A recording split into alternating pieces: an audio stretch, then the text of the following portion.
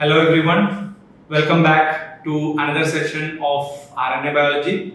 So we were here in the previous class, we were learning the importance of vitamins and omega-3, such kind of molecules in real time affecting the length of telomeres. And we believe that a lot of such molecules based on the data in available from the population and also in experimental models, we have shown that the telomere length remain quite healthy if the people are taking healthy diet and continue to be living in less stressful environment. And longer the telomere length, the less likely the cell will undergo apoptosis or cellular senescence. So that is the take home message. Now let us think about some telomerase activators. So telomerase is an enzyme which extends the length of telomeres, and we know somatic cells do not have telomerase activity, even if it is there, very marginal. And we also saw some non-coding RNA regulating the telomerase function in the previous classes. So we should keep in mind that there is still scope for enhancing the telomerase activity, not to a level that it can cause cancer, etc. So don't assume that activating telomerase is leading to cancer. The answer is no. If that is the case, stem cells and germ cells should not have telomerase activity. So telomerase activity do not cause cancer, but high telomerase activity is a necessity for the cancers to survive. So telomerase activity do not cause cancer, rather it is a boon. But evolutionarily, our somatic cells do not have telomerase activity as it has in the stem cells as well as in the germ cells. So can we think of activating the telomerase? So activation of telomerase has been shown to reverse the aging process in the cells, tissues and even in the whole organisms. So let us think more about it. Telomerase can immortalize the cells, and we have seen that one in around 10 million cells can gain this telomerase activity, and that will lead its way into immortalization. So we know that. So a study that is published in the journal Science have shown that human retinal pigment epithelial cells and the foreskin fibroblasts were transfected with vectors encoding human telomerase catalytic subunit HTERT, and the control cells showed the telomerase shortening as expected, whereas the marker of cellular aging, that is the beta galactosidase, is found to be at normal levels in control cells. However, when you express the telomerase,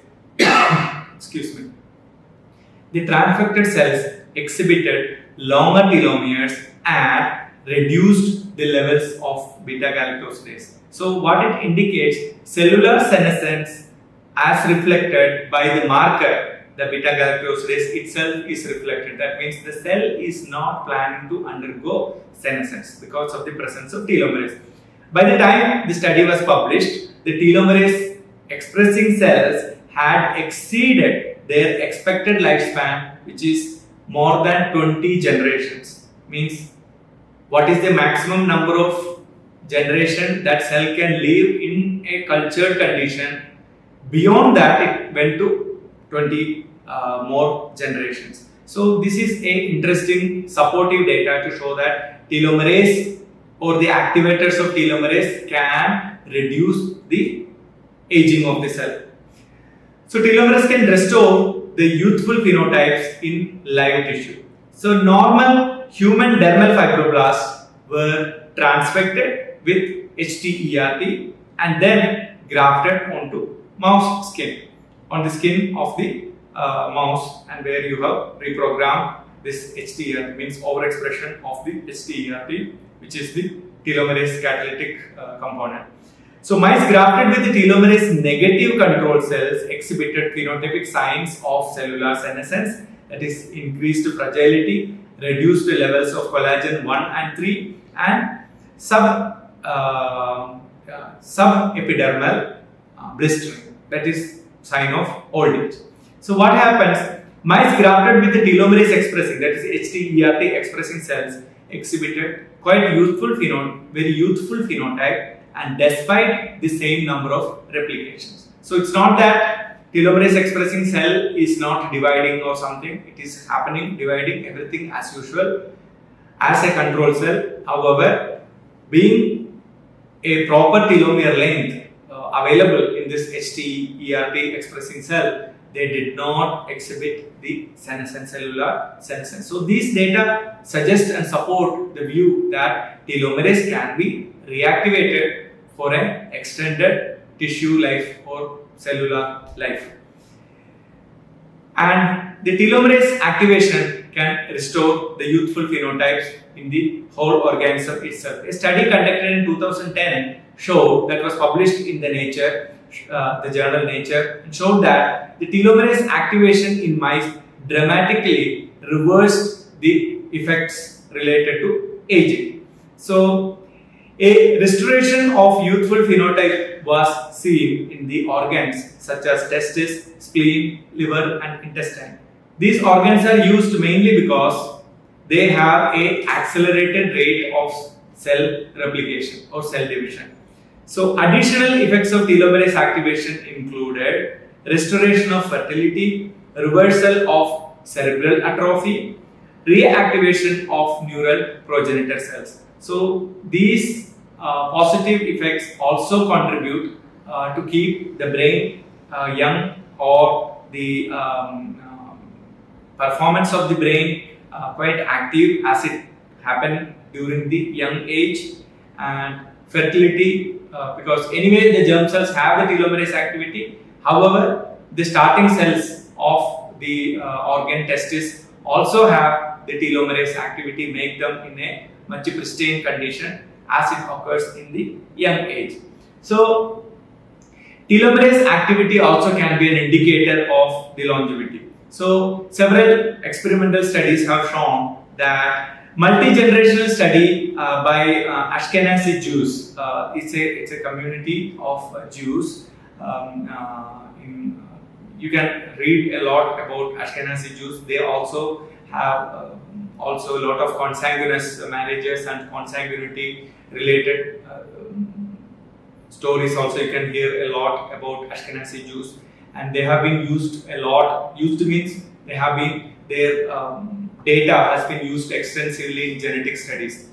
No humans can be used in a genetic study, but the data can be used for study. That has happened with Ashkenazi Jews a lot.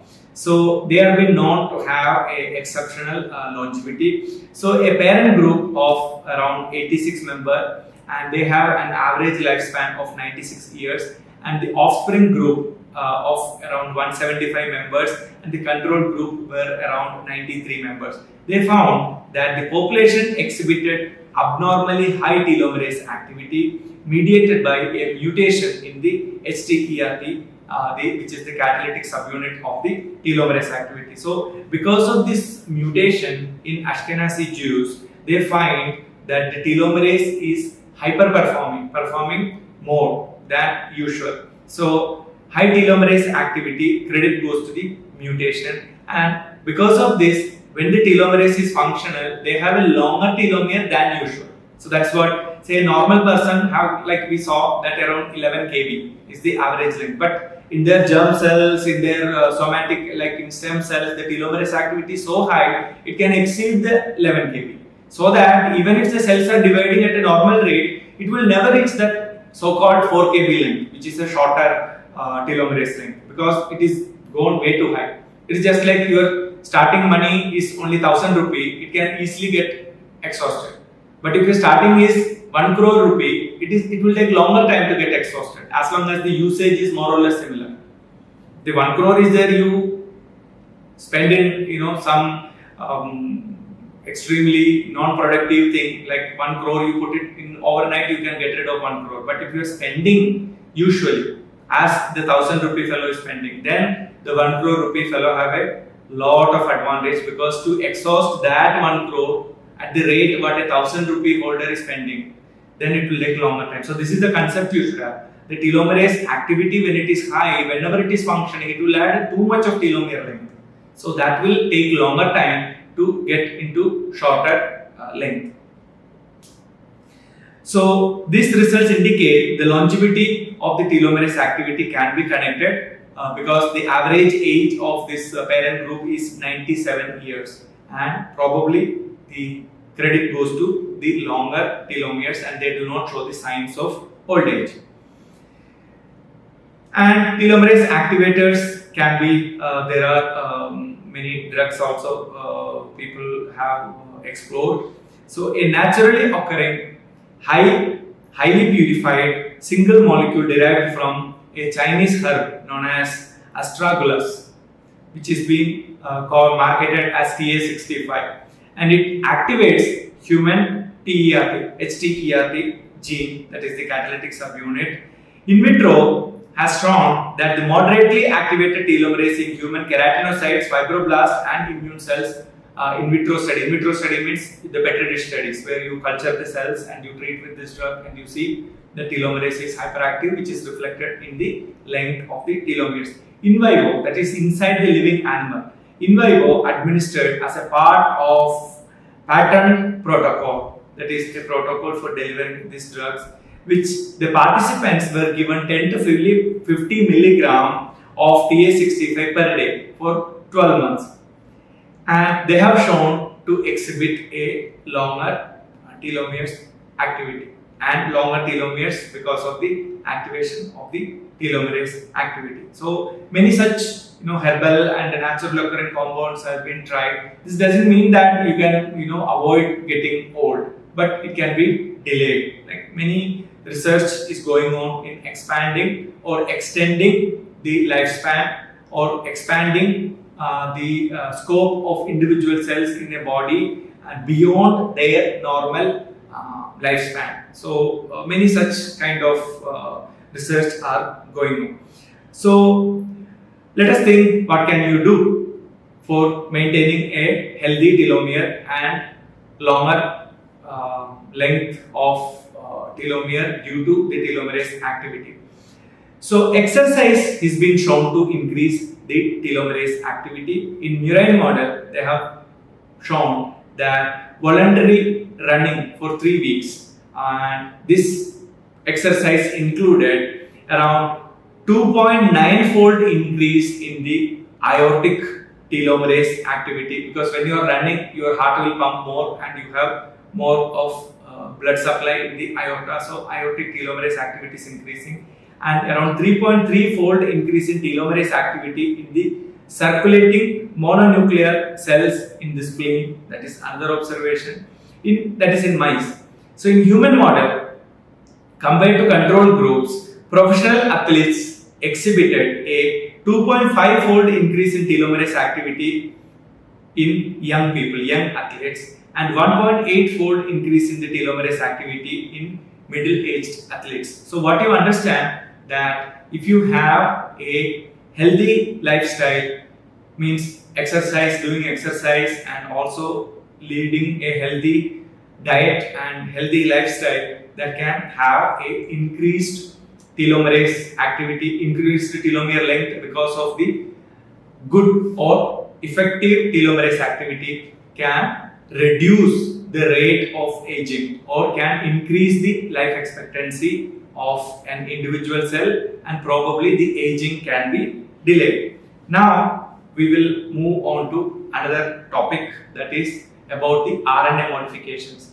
We have seen a lot of RNA modifications, RNA editing, we have seen splicing, polyadenylation, etc. Now we are looking into some RNA modification which are not obligatory, that is a facultative. It can change temporally, it can change with age, it can change with a habitat or the food, the drug, what you take, those kind of things. So what you should keep in mind, this is something to do with the epitranscriptome. That is transcriptome, you have your genome is transcribed wherever the genes are to be expressed, and we call it as transcriptome. And the genes expression can be regulated by your dietary habit, your environmental habit, etc. We call it that branch of science as epigenetics, and we call the modification. We have seen some of them like H3K27 acetylation, H3K27 methylation, etc. These are all occurring onto the protein attached onto the DNA, and we call it as chromatin modifications. And the modification occurring onto the histone, we call it as histone code. And some modifications facilitate the gene expression, some modifications inhibit the gene expression. So we are still trying to understand the histone code in human. So it is not completely understood because a lot of dynamic behavior of this epigenome makes the study quite cumbersome. Many times these histone modifications we cannot link whether it is a causative or correlative. So causative link are hard to come by just because, like, say you got headache and that time one crow was sitting in the chair. So we cannot prove that the crow caused a bird sitting adjacent to you caused you headache. So you need to, that is a simple correlative. Next day also crow was sitting, you got headache. But even if it happens 10 times, we cannot establish that it is the causative, crow was the causative agent of your headache. It can 10 times also it can be correlative. That is the challenge we have in understanding the epigenome. So these RNA modifications that is occurring not as a requirement but as a possibility. So we call such kind of changes as epitranscriptomic changes, or we call these modifications as epitranscriptome. So one such important modification is N6-methyl adenosine. That is a modification of the N6-methyl adenosine, and we call it as M6A, and which is a abundant modifications in mRNA, and also it can be seen in the DNA, and it is a dynamic and reversible process. So we should keep in mind these modifications are reversible also, reversible process, and is most pervasive modification in human RNA. That means RNA of any given gene, there are so many A residues are there. In some selected residue, it can undergo modification and it can have huge impact in the rate of translation of that mRNA. If it is an mRNA, it can occur onto the non-mRNAs also. That means RNA that are not just mRNA, other RNAs also. It is found in starting from viruses, and most of the eukaryotes have it, including mammals, insects, plants, yeast, etc. Means whichever animal have got an RNA, it has the potential to have this modification, N6-methyl adenosine modification. It is also found in transfer RNA, ribosomal RNA, and small nuclear RNA, snRNA, as well as seen in several non-coding RNA, even such as X inactivation specific transcript. So the methylation of adenosine is directed by a large M6A methyltransferase complex containing METTL3 as the SAM binding subunit. S-adenosyl methionine is a molecule that is produced from your liver metabolism. So this molecule also have the ability, because it acts as a methyl donor. SAM acts as a methyl donor. So here the modification we are talking about is adding a methyl group. As you can see here, this is the adenosine, and all we have is a methyl group that is added onto the N6, nitrogen 6, and this methyl group, CH3, is the methyl group that is added, and this modification need a methyl donor, and SAM acts as a S-adenosyl methionine is the methyl donor, and the modification occurs on the specific adenosine residues on the RNA. In vitro, this methyl transferase complex preferentially methylates RNA oligonucleotides containing GGACU. So this sequence is the GGACU. So this A can be the target, and a similar preference was identified in vivo also. In vitro means in petri dishes or in lab condition. In vivo means in living animal. Is mapped as M6A sites can be found in the Rous sarcoma virus genomic RNA, and also in bovine prolactin mRNA naturally to start with initially.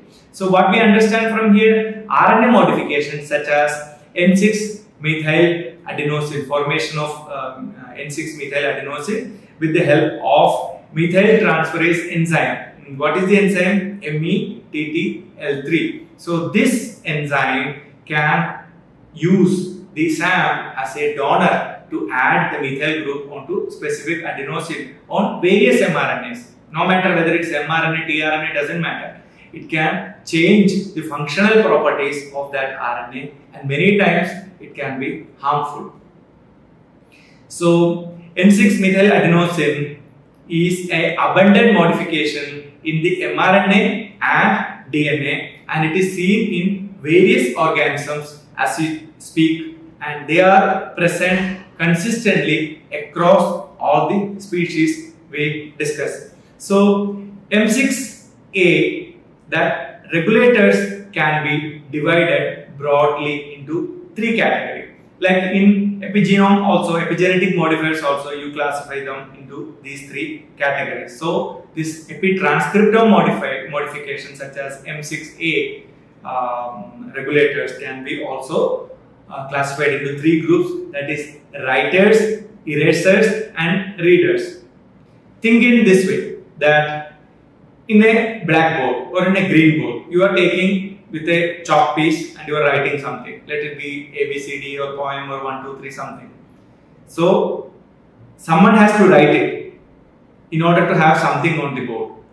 Then someone should be able to read it, or someone should be able to erase it. So you can happen in any of this fashion. Like it starts with writing. Without writing, no one can read, no one can erase. If nothing is written, what are you going to erase? If nothing is written, what are you going to read? So writing is the initial step. Then it has to be read, or means it has to be sensed. Here, when you are reading, that image will form into your eye, and your brain will convert into signal, and your brain will process the meaning of that based on what training you got it. So this is called reading from a book or from a board. And erasing means you are just getting rid of that, what is written. So all these three molecules are present. That is why it is mentioned that it is reversible. If there is no erasers available, you can never reverse it. It is a permanent job. So it is writer is there, reader is there, eraser is there. So if eraser is there, it is working opposite to the writer's job.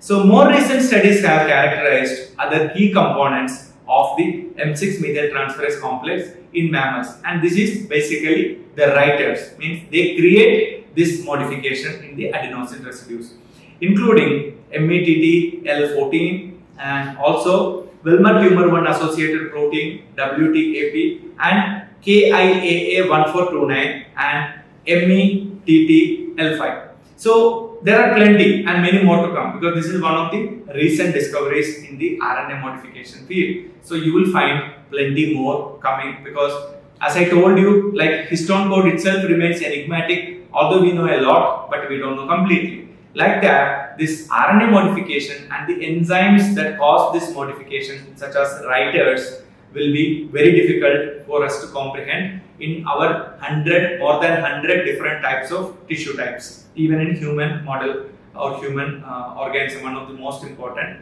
organism.